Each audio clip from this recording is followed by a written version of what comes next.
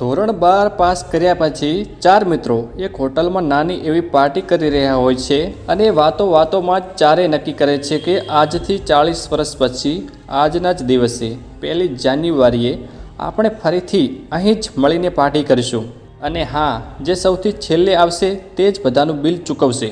હોટલનો waiter પણ આ બધું જોઈ રહ્યો હતો.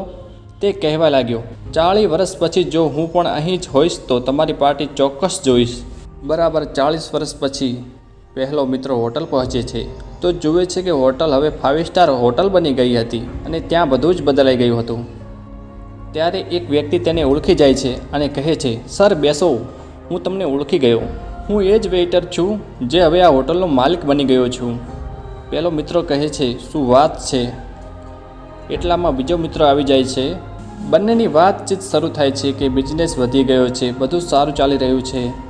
બંને પોતાની વાતો શેર જ કરી રહ્યા હોય છે કે ત્રીજો મિત્ર પણ પહોંચી જાય છે, પરંતુ ચોથો મિત્ર હજુ પણ નહોતો આવ્યો. એટલે જે શેઠ હોટલનો માલિક હોય છે તે કહે છે, તમે ઓર્ડર આપો, મેન્યુમાંથી જમવાનું વગેરે સિલેક્ટ કરો, એટલી વારમાં તમારો મિત્ર પણ આવી જશે. હવે જમવાનું પણ આવી ગયું. રાહ જોતાં જોતાં ઘણો સમય થઈ ગયો. ઉદાસ મને આ ત્રણેય મિત્રો ડિનર શરૂ કરી દે છે. ત્રણેય જમી પણ લીધું, પણ ચોથો મિત્ર હજુ પણ નહોતો આવ્યો. હવે જ્યારે બિલ આપવાનો વારો આવે છે ત્યારે તેઓ કહે છે કે વિકાસ તો કદાચ બહુ મોટો માણસ બની ગયો છે, આપણને બધાને ઇગ્નોર કરી રહ્યો છે, ચાલો આપણે જ પણ બિલ ચૂકવી દઈએ. જેવું તે બિલ ચૂકવવા માટે કાઉન્ટર ઉપર પહોંચ્યા તો કાઉન્ટર મેનેજર બોલ્યો, તમારું બિલ તો ઓલરેડી ચૂકવાઈ ગયું છે. હવે ત્રણેય પોતાના ચોથા મિત્રના ન આવવાની ફરિયાદ કરતાં હોટલની બહાર નીકળી જતા હતા કે ત્યારે જ એક સરકારી ગાડી ત્યાં આવીને ઊભી રહે છે.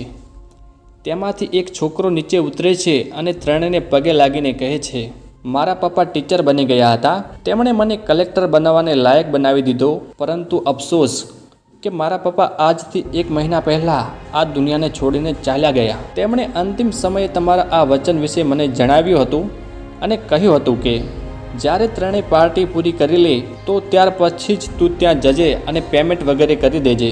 છોકરો હાથ જોડીને બોલ્યો, મારા પપ્પા હવે આ દુનિયામાં નથી રહ્યા, તેમનું વચન પૂરું કરવા માટે હું આવ્યો છું.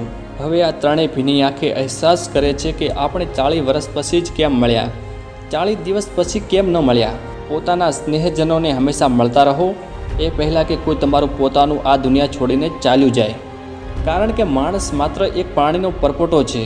હવે આ વિડીયો એવા મિત્રોને શેર કરો જેને તમે ઘણા સમયથી નથી મળ્યા અને હવે તેને મળવા માગો છો.